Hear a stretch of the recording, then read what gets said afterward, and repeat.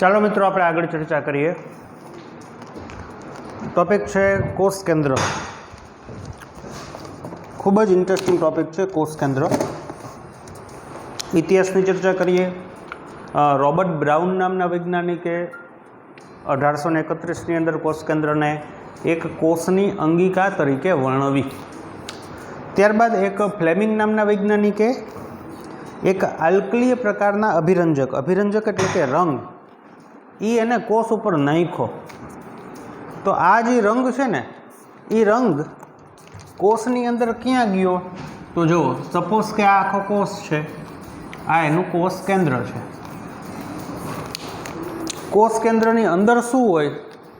તો કે જનીન દ્રવ્ય, આ ગૂંચળા જેવું. કેવું? ગૂંચળા જેવું. ઘણાને મૂંઝારો થતો હોય છે કે અંદર જનીન દ્રવ્ય હોય કે રંગસૂત્ર દ્રવ્ય હોય કે ડીએનએ હોય કે જનીન હોય કે રંગસૂત્ર હોય.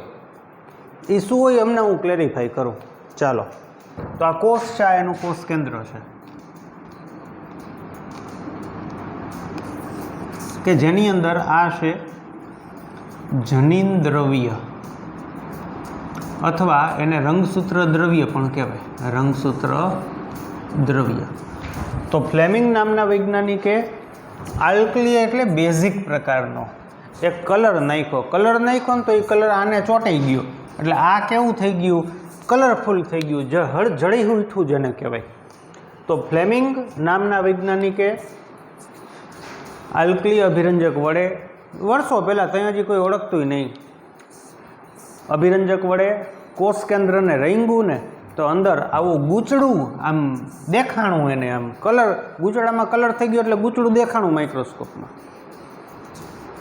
એ જે ગૂંચળું કલરફુલ થયું અને જે દેખાણું ને એ ગૂંચળાને એને રંગસૂત્ર દ્રવ્ય કીધું અથવા તો ક્રોમેટિન દ્રવ્ય કીધું. શું કીધું? ક્રોમેટિન દ્રવ્ય. ક્રોમેટિન દ્રવ્ય. રેડી. આ ઇતિહાસ છે, આ એક્ઝામ પોઈન્ટ ઓફ વ્યૂ બાબત યાદ રાખવાની છે કે ફ્લેમિંગ નામના વૈજ્ઞાનિકે શું કર્યું? તો કે એને એક રંગ લીધો. રેડી. કયો? Asian paint? ના, એ કયો એ એને ખબર, પણ એ રંગ છે એ આલ્કલી હતો. જેનો કોષમાં છંટકાવ કર્યો ને તો એ રંગ છે, મીન્સ કે એ રંગ એટલે કે અભિરંજકે આ અંદર જે ગૂંચળું હોય ને એને અભિરંજિત કર્યું. હવે ગૂંચળું શું છે એમને આપણે ભણવાનું જ છે. ચાલો, ઇતિહાસ. હવે કોષ કેન્દ્ર નામનો જે આપણો આ ટોપિક છે ને મિત્રો, એની અંદર મુખ્ય 3 બાબતો ભણવાની છે. એક છે કોષ કેન્દ્ર પટલ, એટલે કે આપણે જે હાલતા કોષ કેન્દ્રને રજૂ કરીએ છીએ એનું ફરતેનું આવરણ, જેને કોષ કેન્દ્ર પટલ કહેવાય. એટલે સપોઝ કે આ કોષ છે, એની વચ્ચે આ કોષ કેન્દ્ર છે, તો આ શું છે? આ જેને આપણે રજૂ કર્યું હોય તો કે આ છે કોષ કેન્દ્ર પટલ. તો એક આપણે એની ચર્ચા કરવાની છે. બીજું, એની અંદર અહીંયા જે રસ હોય ને, અહીંયા કેમ કોષ રસ હોય, આ કોષ રસ, એમ આની અંદર એ રસ જોવા મળે, જેને કોષ કેન્દ્ર રસ કહેવાય. એની ચર્ચા કરીશું. તથા જે આપણને હાલતા મૂંઝવણમાં મૂકી દે છે એ રંગસૂત્ર કે રંગસૂત્ર દ્રવ્ય કે જનીન દ્રવ્ય કે ડીએનએ કે જનીન, એ શું છે એની ચર્ચા કરીશું. રેડી. તો નંબર 1, કોષ કેન્દ્ર પટલ. તો મિત્રો આ જે કોષ કેન્દ્ર પટલ હોય ને એ બેવડી પટલમય રચના ધરાવે. જેવી રીતે કોષ રસ પટલ કેમ બેવડી પટલમય રચના ધરાવે છે, આપણે ભણી ગયા, એવી જ રીતે કોષ કેન્દ્ર પટલ પણ બેવડી પટલમય, બે સમાંતર પટલની બનેલી રચના. જો અહીંયા મેં દોર્યું, આ ઉપરનું લેયર, આ નીચેનું લેયર અને આ ઉપરનું લેયર. અહીંયા શું હોય? આ રંગસૂત્ર દ્રવ્ય ને કોષ કેન્દ્ર રસ ને આ બધા ગૂંચળાની બધું અહીંયા હોય, મેગી જેવું ગૂંચળું. હવે આ બંને પટલ જે છે એની વચ્ચે આપણને અવકાશ જોવા મળે 10 થી 55 નેનોમીટરનો, જેને પરિકોષ કેન્દ્રીય અવકાશ કહેવાય. પરી એટલે ફરતે, પરિઘ, ફરતે, પરિકોષ કેન્દ્રીય અવકાશ. બીજું, આ જે કોષ કેન્દ્ર પટલ જે છે એમાં આપણને આવા છિદ્રો જોવા મળે, પ્રોટીનના બનેલા છિદ્રો. ઘણા કે છિદ્ર અને પ્રોટીનનું બનેલું એ ન સમજાણું. જુઓ, ઘણા એવું કહે કે હાલો છિદ્ર એ સમજાઈ ગયું, પણ પ્રોટીનનું બનેલું છિદ્ર એ ન થઈ સમજાતું. જુઓ, આ એક દરવાજો છે. શું છે? દરવાજો લાકડાનો બનેલો છે. અને હું એમ કહું કે આ દરવાજામાં પ્લાસ્ટિકનું બનેલું એક છિદ્ર છે. તો તમને ન સમજાય કે આમાં છિદ્ર છે તો અહીંયા કાંઈ હોવું ન જોઈએ, તેમાં પ્લાસ્ટિકનું છિદ્ર કેમ થાય? આમાં કાંઈ ન હોય, આમ હોય. જો આખું લાકડું હતું ને, એટલે સૌથી પહેલાં મેં શું કર્યું? અહીંયા કટિંગ કરી નાખ્યું. હાલો, આ કટિંગ થઈ ગયું આટલું. જોજો, આ આખું લાકડું છે. સમજજો.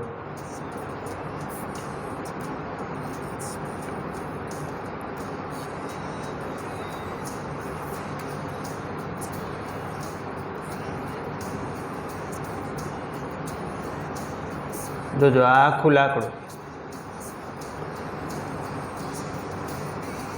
હવે મારે વચ્ચે છિદ્ર બનાવવું છે, એટલે મેં આટલું કટિંગ કર્યું. વચ્ચે મહેમાન આવે તો જોવા થાય ને, બાયણું ખોલ્યા પહેલાં એના હાટું. જો આટલું કટકો કરી નાખ્યો. રેડી. હવે શું કર્યું? તો આ જે લાકડાનું અહીંથી કટકો નીકળી જાય બખોલ, એટલે સીધું આ છિદ્ર દેખાય. હવે અહીંયા મેં નીચે અહીંયા પ્લાસ્ટિકની ફરતે ફ્રેમ મૂકી દીધી. આ પ્લાસ્ટિકની શું મૂકી દીધી? ફ્રેમ. તમે સમજી જ ગયા હોય. આપણે લાકડાના દરવાજા હોય ને એમાં જનરલી આપણે પ્લાસ્ટિકની ફ્રેમ ન મારી, પણ ઓલી પટ્ટીઓ ચોંટાડી દઈ, એટલે લાકડાની પ્લાયવુડની પટ્ટીઓ ચોંટાડી દઈ. પણ મેં અહીંયા ધારો કે પ્લાસ્ટિકની પટ્ટીઓ ચોંટાડી દીધી. તો હવે હું એમ કહી શકું કે આ પ્લાસ્ટિકનું બનેલું છિદ્ર છે. સમજાણું? તો અહીંયા પ્રોટીનનું બનેલું છિદ્ર એટલે શું હોય? આ બ્લુ કલરનું તમને દેખાય ને મિત્રો, એ પ્રોટીન છે ને વચ્ચે છિદ્ર છે. આમ લ્યો ને, આમ સરખું દોરવું એટલે તમને ખ્યાલ આવે. આમ હોય, બીજું કાંઈ ન હોય. એટલે છિદ્ર હોય, પણ એની જે કોર હોય, એનું જે કોટિંગ છે ને, અહીં કેમ આપણે પ્લાસ્ટિકની પટ્ટીઓ મારી દીધી. ઓરિજિનલ દરવાજો હોય તો લાકડાની પટ્ટીઓ મારી દઈ, એમાં અહીંયા આપણે પ્રોટીનની પટ્ટીઓ મારી. આને કહેવાય છિદ્ર. તો કોષકેન્દ્ર પટલ, બેવડી પટલમાં એ સમાંતર રચના છે. છિદ્ર જોવા મળે. આ છિદ્ર મારફતે કોષ કેન્દ્રની અંદર થી બહાર કે કોષ રસમાંથી કોષ કેન્દ્રની અંદર સામાન્ય રીતે પ્રોટીન અને આરએનએ છે એ આવન જાવન કરે. પ્રોટીન અને આરએનએ આ છિદ્ર મારફતે અંદરથી બહાર કે પ્રોટીન બહારથી અંદર આવન જાવન કરે. સામાન્ય રીતે આરએનએ છે ને એ બહારથી અંદર ન જતું હોય, એ અંદરથી બહાર જ જતું. આપણે ભણશું એટલે વધારે ખ્યાલ આવશે. ટૂંકમાં દ્રવ્યોના અણુઓ માટે આવા છિદ્રો હોય, જેના થકી દ્રવ્યના અણુઓ અંદરથી બહાર કે બહારથી અંદર જઈ શકે. એટલે આ છિદ્ર થ્રુ જ જાય, બાકીની જગ્યાએથી ન જઈ શકે. એટલે ટેક્સ્ટબુકમાં એક બહુ મસ્ત શબ્દ છે કે કોષકેન્દ્ર પટલ છે ને, એ કોષરસ અને કોષકેન્દ્ર રસ એ બેયની વચ્ચે એક પ્રકારનો અવરોધ સર્જે. કોના માટે અવરોધ સર્જે? દ્રવ્યના અણુઓ માટે. કઈ બાબતે? આવન જાવન બાબતે. કઈ બાબતે? આવન જાવન ન થઈ શકે એના માટે અવરોધ થાય. આવન જાવન કરવું હોય તો ક્યાંથી જવું પડે? તો કે આ દરવાજાથી જવું પડે. આગળ હવે તમને ન યાદ હોય કે આપણે જ્યારે અંતઃકોષરસ જાળ ભણતા ને ત્યારે એવું આવ્યું હતું કે અંતઃકોષરસ જાળ એક બાજુએ કોષ રસ પટલ સાથે કનેક્ટેડ હોય, જ્યારે બીજી બાજુએ કોષ કેન્દ્ર પટલ સાથે કનેક્ટેડ હોય. યાદ હોય ન હોય કાંઈ નહીં, મૂંઝાતા નહીં. જો આ અંતઃકોષરસ જાળ છે, જો છે કે જે કોષ કેન્દ્ર, આ કોષ કેન્દ્ર પટલ એની સાથે અહીંયા કનેક્ટેડ છે. સામે આ બીજે ક્યાં કનેક્ટેડ હોય? કોષરસ પટલ સાથે. બીજું અંતઃકોષરસ જાળ છે, એની સપાટી ઉપર આપણને સામાન્ય રીતે રિબોઝોમ જોવા મળે. તો એ કાંઈ મોટી વાત નથી, આપણને ખબર જ છે. અને જોવા મળે એવું ન હોય, નોય જોવા મળે. કોષ છે એ સક્રિય રીતે લિપિડનો સ્ત્રાવ કરતો હોય તો નોય જોવા મળે, કારણ કે આપણને ખબર છે એમાં સ્મૂધ એન્ડોપ્લાઝમિક રેટિક્યુલમ એટલે કે લીસી અંતઃકોષરસ જાળ જોવા મળે. રેડી? તો આ વાત થઈ કોષ કેન્દ્ર પટલની. આગળ ચર્ચા કરીએ.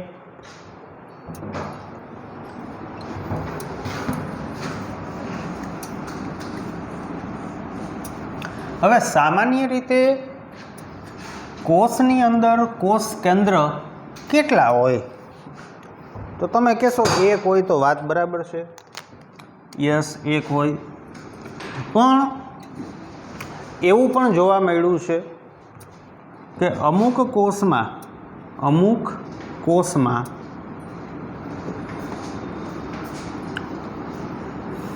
ગ્રેટર ધેન 1 એટલે કે એકથી વધુ હોય, અમુક કોષોમાં 0 પણ હોય. યસ,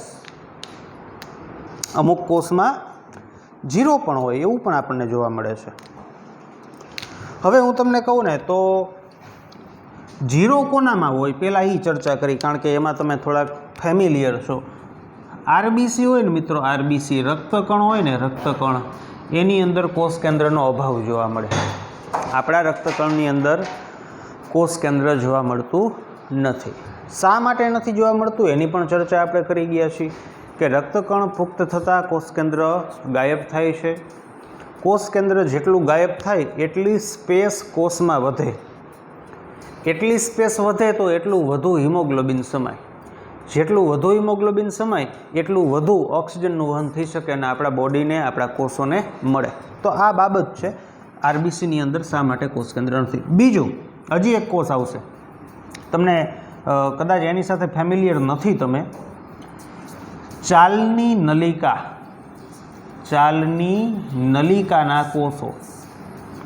તો હું દેશી ભાષામાં સમજાવું કે વનસ્પતિની અંદર જલવાહક અને અનવાહક અથવા તો જલવાહિની અને અનવાહિની નામની નલિકાઓ હોય કે જે પાણી અને ખોરાકના વહન માટે જવાબદાર હોય.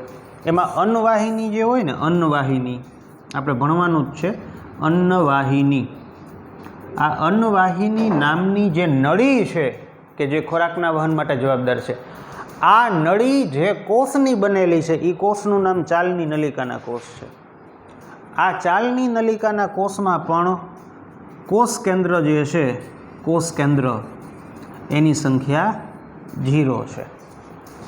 ચાલની નલિકાના કોષોની અંદર અને આરબીસીની અંદર કોષ કેન્દ્ર સામાન્ય રીતે જોવા મળતું નથી. ચાલો, એવા કોષ હોય છે જેમાં એકથી વધારે હોય. હું તમને એક એક્ઝામ્પલ આપું તો કે પેરામિશિયમ હોય ને, પેરામિશિયમ, તો એમાં સામાન્ય રીતે 2 કોષ કેન્દ્ર જોવા મળે ઘણી વખત અમુક પરિસ્થિતિમાં. અને પેરામિશિયમને ભૂલી જાઓ, આપણા જે સ્નાયુ કોષ હોય ને, રેખિત સ્નાયુ કોષ, રેખિત સ્નાયુ કોષ. રેખિત સ્નાયુ કોષ એટલે આ હાથના સ્નાયુ, પગના સ્નાયુ, ગરદનના સ્નાયુ, આંખના ડોળાના સ્નાયુ કે જે આપણી ઈચ્છા મુજબ વર્તતા હોય. આ રેખિત સ્નાયુ કોષ હોય ને તેમાં ઘણા બધા કોષ કેન્દ્ર હોય. શા માટે આવું બધું છે એ જે તે સમયે આપણે આ ટોપિક ભણશું એટલે આવશે. ઘણા બધા કોષ કેન્દ્ર જોવા મળે. પછી આવા તો ઘણા બધા એક્ઝામ્પલ છે, નારિયેળનો ભ્રૂણપોષ, આ છે તે, પણ આ બધી વસ્તુ આપણે ભણવાના છીએ.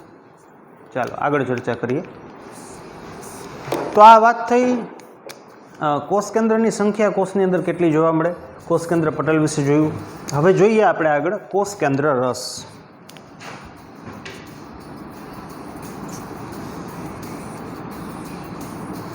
સપોઝ કે આ આખું કોષ કેન્દ્ર છે, તો આ બહારનું આ જે વિસ્તાર છે એ શું થાય?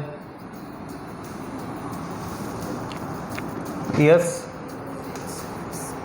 બહારનો જે આ વિસ્તાર છે એ થાય કોષ કેન્દ્ર પટલ. પછી અંદર ઓલું ગૂંચળું હોય, એ ગૂંચળું આપણે હમણાં સમજવાનું છે. આ જે ગૂંચળું છે એને શું કહીશું આપણે?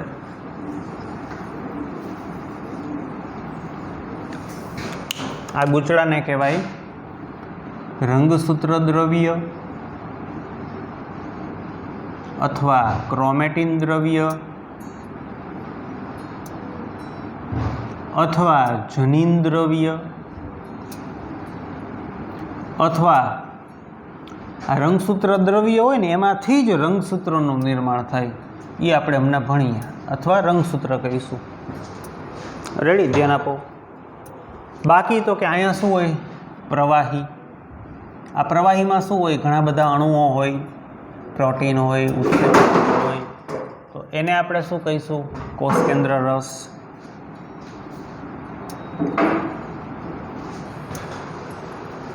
હવે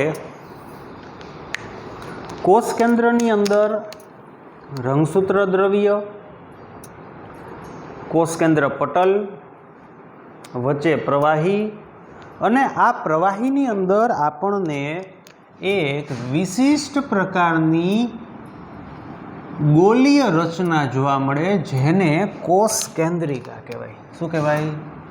કોષ કેન્દ્રિકા. આ છે કોષ કેન્દ્રિકા.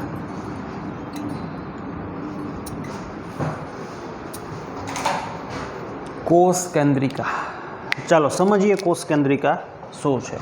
જો આપણે અહીંયા પહોંચ્યા, આ તો બહુ વ્યવસ્થિત ડિટેલમાં આપણે ભણશું. જો કોષ કેન્દ્રિકા શું છે, તમે પણ નામ સાંભળેલું હોય, અત્યાર સુધી કોષ દોરતા હોય કે જોયું હોય તો એમાં પણ કોષ કેન્દ્રિકા સામાન્ય રીતે લખેલું આપણને જોવા મળે.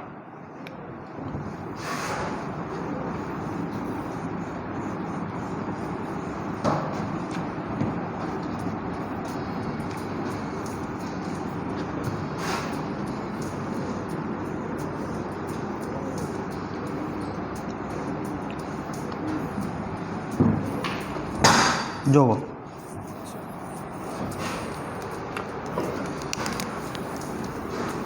કોષ કેન્દ્રિકા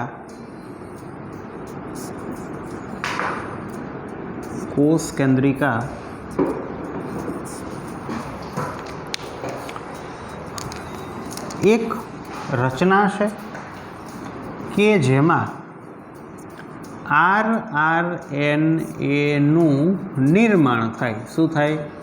નિર્માણ થાય. આ કોષ કેન્દ્રિકા હોય ને એની અંદર RNA બને. શું બને? RNA. યાદ કરો RNA ક્યાં આવતું, અથવા RNA નો મિનિંગ શું થાય? Ribosomal RNA. હવે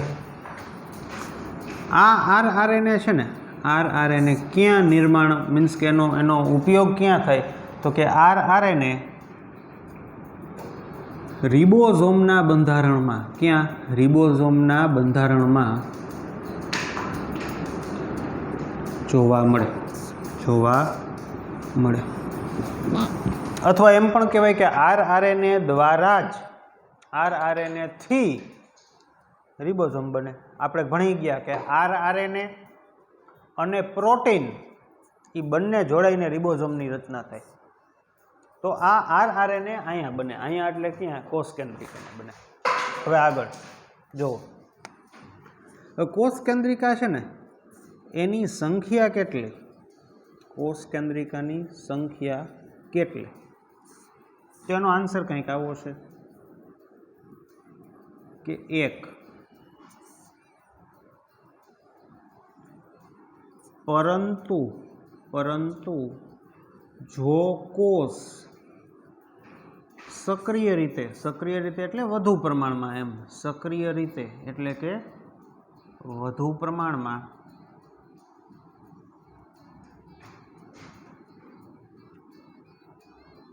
પ્રોટીન સંશ્લેષણ કરે,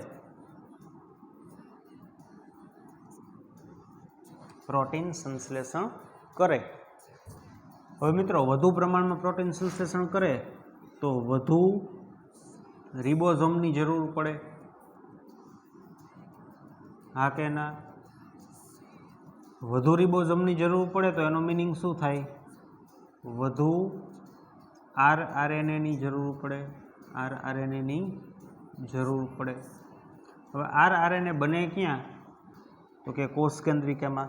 તો કવિ શું કહે છે કે સામાન્ય રીતે કોષ કેન્દ્રિકાની સંખ્યા કોષમાં 1 હોય, પરંતુ જે કોષ સક્રિય રીતે એટલે કે વધુ પ્રમાણમાં પ્રોટીન બનાવતું હોય ને, આવા કોષની અંદર વધુ રિબોઝોમની જરૂર પડે, એટલે કે વધુ RNAની જરૂર પડે. તો RNA બને ક્યાંથી? કોષ કેન્દ્રિકામાંથી. એટલે કે વધુ કોષ કેન્દ્રિકાની જરૂર પડે. તો કવિએ કીધું કે જે કોષ સક્રિય રીતે વધુ પ્રોટીનનું સંશ્લેષણ કરે, આવા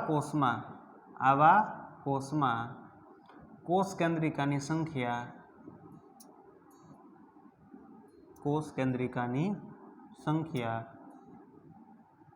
1 થી વધુ હોય છે, એકથી વધુ હોય છે.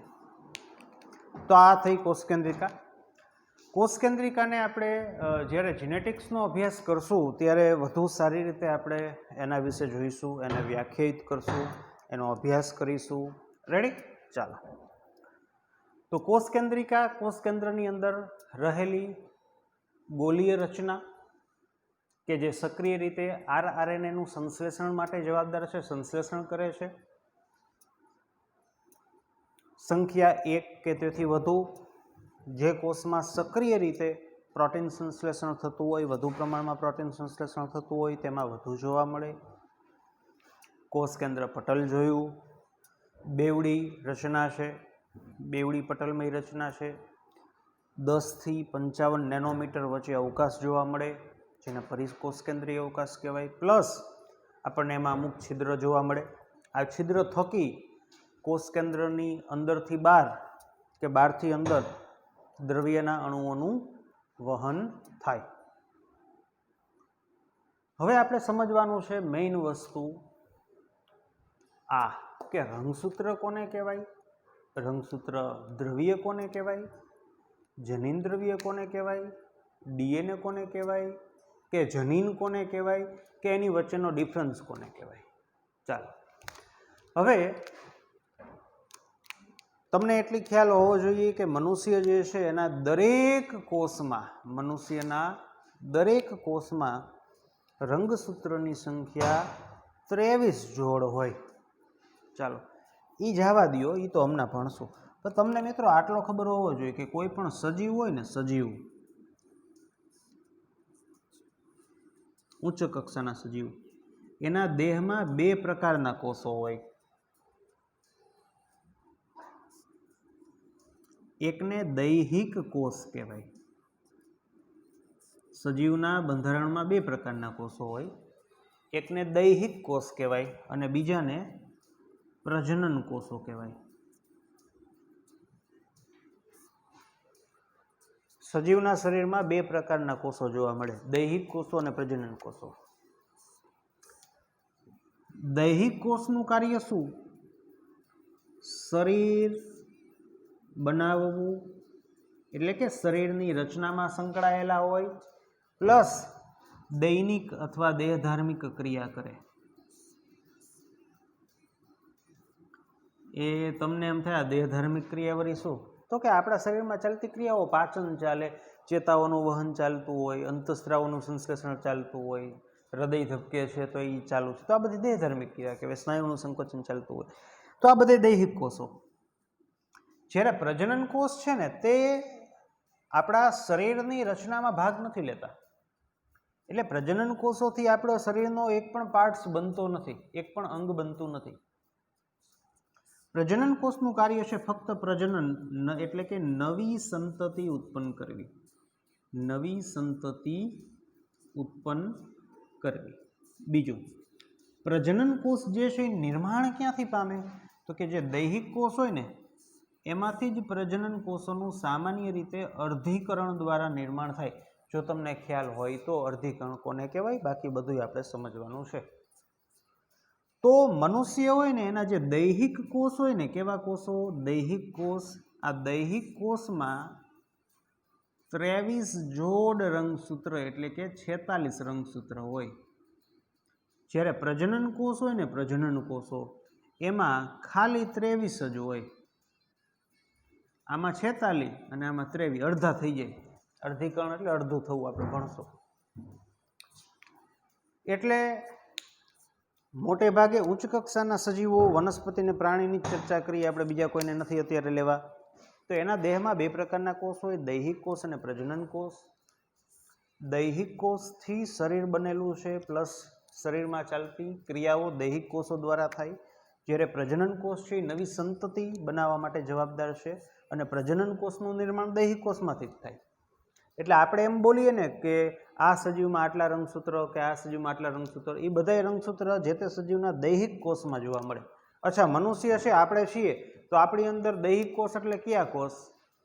તો કે આમ નહીં, આમ સમજાય કે મનુષ્યની અંદર જે નર છે, નર, તો નરમાં શુક્રકોષ છે ને પ્રજનન કોષ કહેવાય. એના સિવાયના બધા જ કોષ, હાથના કોષ કયો, તમે ચેતાકોષ કયો, આંખના કોષ કયો, હદ સ્નાયુ કયો, ગમે એ કયો, મનુષ્ય નર મનુષ્યમાં શુક્રકોષ સિવાયના બધા જ કોષ છે એ દૈહિક કોષ કહેવાય. માદા મનુષ્યમાં અંડકોષ સિવાયના બધા જ કોષ દૈહિક કોષ કહેવાય. વાર્તા પૂરી. ચાલો તો મળીએ મિત્રો નેક્સ્ટ સેશનમાં, કે જેમાં આપણે ખૂબ જ મહત્ત્વનો ઇન્ટરેસ્ટિંગ ટૉપિક ભણીશું. જનીન દ્રવ્ય શું છે, અથવા ક્રોમેટિન દ્રવ્ય શું છે, રંગસૂત્ર શું છે, ડીએનએ શું છે, કે જનીન શું છે.